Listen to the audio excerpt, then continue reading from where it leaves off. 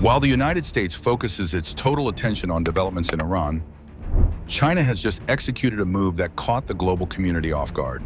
Just 48 hours after the April 8, 2026 ceasefire took effect, social media was flooded with footage of multiple Y-20 transport aircraft. These aircraft, each capable of a 66-ton payload, were observed delivering massive modularized cargo units at several Iranian military bases. Although the specific purpose remains unknown, and there has been no official statement from President Xi Jinping or the Iranian government, the world is waiting for verification. Based on the region's actual defensive and offensive requirements, we will analyze the 4 strategic weapon systems believed to be part of this reinforcement. Let's start with number 4. If those crates actually contain fighter jets, this is the most formidable candidate. If someone described a large-scale platform with the weight of a Boeing 737 and said it could fly like a fighter, they would be describing the Chengdu J-20. This is a machine designed not for fair combat, but to transform an engagement into a unilateral operation. The J-20 performed its maiden flight in 2011 and officially entered service with the People's Liberation Army Air Force in 2017. But why is its design so unconventional? The elongated fuselage, combined with forward canards and large rear delta wings, creates a configuration optimized for both lift and high-speed maneuverability. Its surface is almost entirely devoid of redundant details. Every angle is precisely calculated to deflect radar waves away from the source. Simply put, instead of being completely invisible, the J-20 ensures you only detect its presence when it's already too late. In terms of performance, the J-20 can reach speeds of Mach 2, twice the speed of sound. It operates at altitudes up to 20,000 meters, nearly double the height of Mount Everest. With a combat radius of approximately 2,000 kilometers, it can launch from deep within a territory, strike, and return without requiring refueling. But the true game changer lies in the sensor suite. The Type 1475A ESA radar, integrated with OTS, electro-optical targeting system, and EODAS, electro-optical distributed aperture system, allows the J-20 to track multiple targets simultaneously at ranges up to 250 kilometers. More importantly, it can do this without emitting active radar signals. What does that mean? It means the J-20 can detect your position while you remain completely unaware of its presence. This serves as the foundation for the A2/AD, anti-access/area denial strategy. The J-20 does not necessarily need to shoot you down immediately. It only needs to ensure you do not dare to enter that airspace. If deployed in Iran, it would function as a stealth shield, protecting strategic infrastructure against aircraft like the F-22 or F-35. So, would you choose to fly into an airspace known to be patrolled by J-20C, or turn back before you are even locked onto? Compared to the American F-22, the J-20 possesses a frequently overlooked advantage: internal fuel capacity. It carries significantly more fuel within its airframe. This allows it to operate longer, penetrate deeper, and reduces dependence on aerial refueling tankers, some of the most vulnerable targets in modern warfare. Think about it. If you eliminate the need for aerial refueling, you've eliminated one of the biggest weaknesses of the entire Air Force system. And here is the most significant thought. If J-20s are indeed inside those modular shipments to Iran, the narrative is no longer about military aid. It is about the total restructuring of regional air sovereignty. But the J-20 is still not the most dangerous piece of the puzzle. Because for a machine of this caliber to reach its maximum potential, it requires something else to accompany it. Something that can render an entire enemy radar system useless. So what exactly is it? This is number 3, the Shenyang J-16D, electronic warfare fighter, a platform engineered from the heavy-class J-16 airframe. First revealed in the early 2020s, its significance does not lie in how fast it flies or the volume of weapons it carries, but in its ability to dominate the most invisible element of modern warfare: information. Much like the Chengdu J-20, the Shenyang J-16D measures 22 meters in length with a 14.7-meter wingspan, pushing a maximum takeoff weight of approximately 35 tons. It's equivalent to a large bus with wings spanning almost a basketball court. A massive metal mass provides perfect camouflage, making anyone who sees it think it's a conventional heavy attack fighter. But that's just the exterior, because the most important thing lies inside. The internal 30mm cannon has been stripped away, and traditional air combat equipment has almost entirely disappeared. In their place is a high-power electronic architecture that occupies the entire internal fuselage, functioning as an airborne signal processing hub where all regional electromagnetic data is intercepted, analyzed, and manipulated in real time. Not to shoot down the enemy, but to render the enemy incapable of reacting. The two large fixed pods at the tips of the main wings are the clearest indication of the J-16D's true role. These aren't weapons in the traditional sense, but rather mobile jamming stations with immense power, capable of emitting a barrage of overlapping, conflicting, and distorted signals across multiple frequency bands. An invisible storm. And you can't see it. So what actually happens when this system is activated? The enemy's radar is still active. The screens are still lit, but the data becomes statistically meaningless, as legitimate signals are buried under a mountain of synthetic signatures generated by algorithms. This ensures the system cannot distinguish between a physical threat and a digital ghost. You see the target, but you can't believe it. Systems like Aegis or Patriot are built on a very simple principle. Data must be absolutely accurate to make decisions in seconds. But when the data is distorted, the entire chain of response collapses from within. You still have the system, you still have the radar, but you no longer have the ability to understand what is happening. In a war where you can't trust your own sensors, what advantage is left?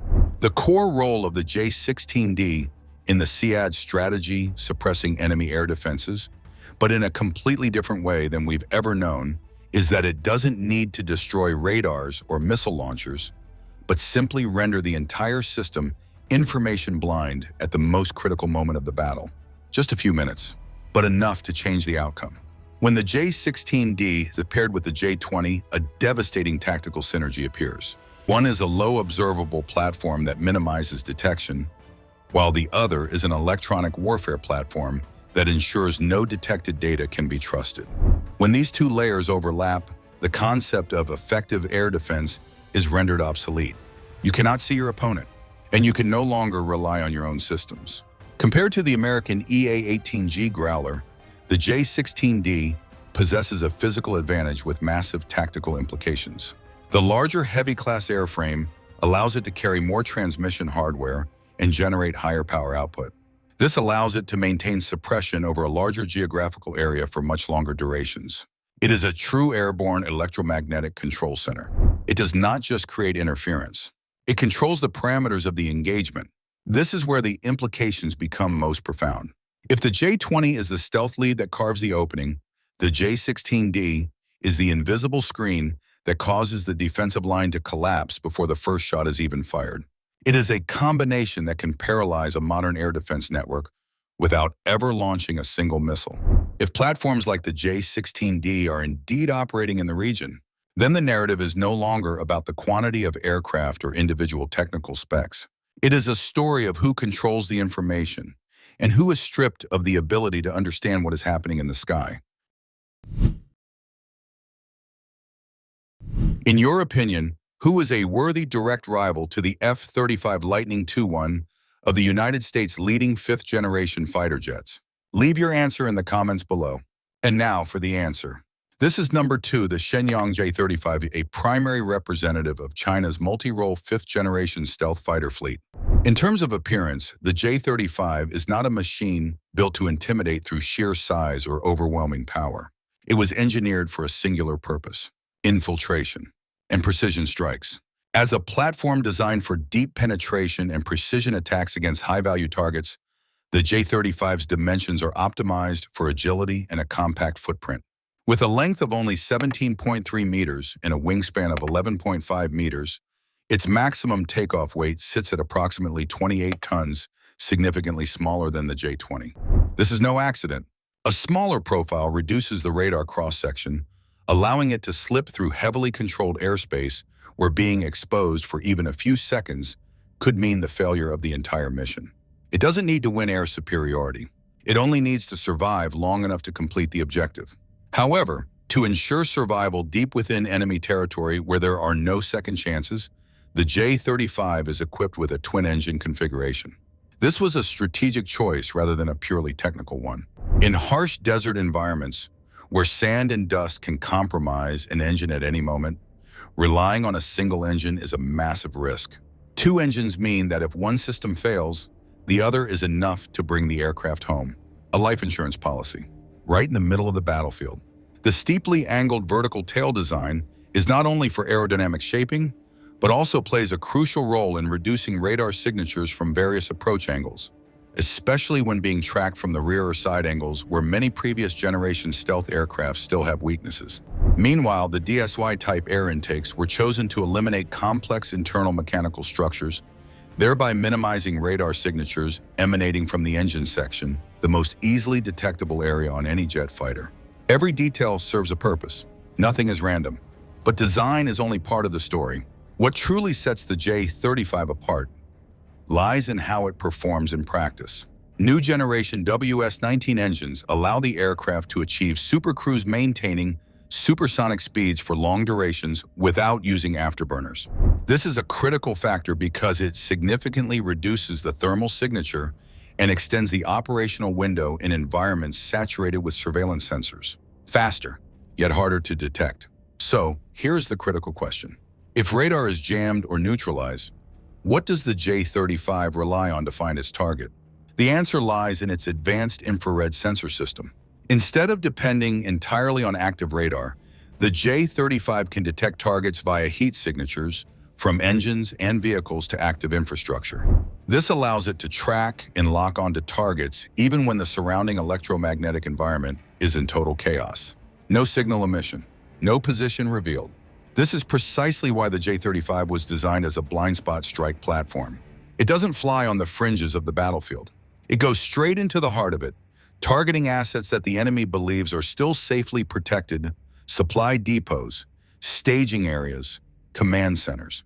Points that, if destroyed, trigger the collapse of the entire supporting system. One strike, in the right place. Compared to the F-35, the J-35 does not necessarily need to be superior in every technical spec. It is optimized for a very specific environment where warfare is no longer about who fires faster, but who sees first and who can survive longer in the danger zone. The twin-engine design increases reliability. The compact size enhances stealth. The sensor suite allows for independent operation in disrupted environments. Every element serves a common goal: infiltrate, attack, withdraw. What kind of aircraft maintains the advantage if the mid-tier support systems are paralyzed? In a standard scenario, most aircraft would be affected, potentially destroyed, or lost in aerial chaos. But not the J-35, because it does not operate in a vacuum. It is part of a larger ecosystem where each platform is designed to solve a specific problem, from stealth and jamming to infiltration. When combined, they create a combat environment that the adversary simply cannot adapt to in time. If platforms like the J-35 truly appear in the region, the story is no longer about numbers or technical specifications. It is a story of who can strike more precisely, while the opponent doesn't even know they are being targeted. Finally, we reach number 1, the Chengdu J-10C. After all the stealth platforms, the reconnaissance systems, and the trailblazers designed to detect, blind, and fracture the first line of defense, you begin to realize a far more critical truth. Modern warfare does not end at the moment of detection. It ends at the moment of the final strike. And the J-10C was born for that exact moment, not to lead the way, but to finish the fight. If you look at the real-world scenario between the US and Iran, specifically at the Strait of Hormuz, a narrow space with global strategic weight where over 20% of the world's energy supply passes daily, you see that this is no longer a standard battlefield. It is a bottleneck where every military system is compressed into an incredibly tight environment. Massive numbers of targets in a very small space. US warships, patrol aircraft, multi-layered radars, overlapping air defenses. A network with virtually no gaps. In such an environment, you don't need a perfect machine. You need a system that can generate continuous pressure until the adversary makes a mistake. That is where the J-10C becomes lethal. Not as a single unit, but as a mass force. Appearing constantly. How long can a defensive system hold before it reaches saturation? A minute or just a few dozen seconds? But numbers are only the first step. What truly makes the J-10C the finisher is how it capitalizes on the moment. The delta wing design combined with small canards allows it to change direction instantly in close quarters combat, providing a decisive edge in situations where a slight angle determines who fires first. Yet, modern war doesn't start at close range, it starts with data.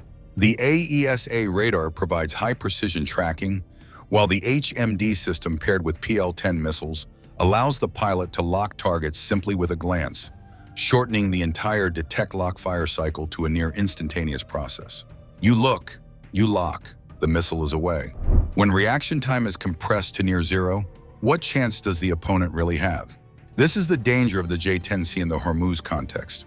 A restricted space, high target density, and extremely short reaction windows. One gap is all it takes. And when multiple J-10Cs appear simultaneously, constantly straining the defense, that gap will inevitably open. Not because the opponent is weak, but because no system can process infinite targets at once.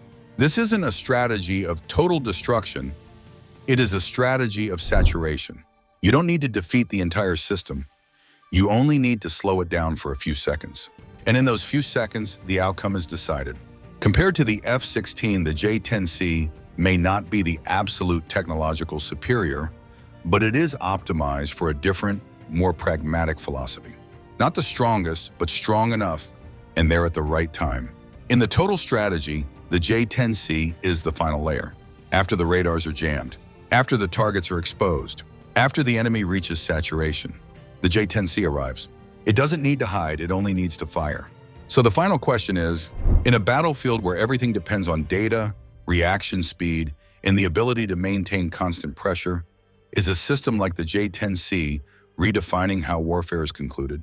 Or more accurately, is it ending the battle before the opponent even realizes what just happened? Everything we have analyzed remains speculation based on recorded data at this point. No official confirmation exists. But if this scenario is actually unfolding, this is no longer a standard move of military aid. It is a fundamental shift in the regional balance of air power in the Middle East, where the U.S. stealth technology advantage is no longer absolute. More critically, the logistics disassembled, modularized, and airlifted reveal a new methodology for bypassing traditional sanctions. Maritime control may no longer be sufficient. If this is reality, then this is not just an Iranian story. It is a sign of a new military ecosystem taking shape. Do you believe this scenario is probable? Leave your thoughts below and subscribe to Massive Tech for future analyses.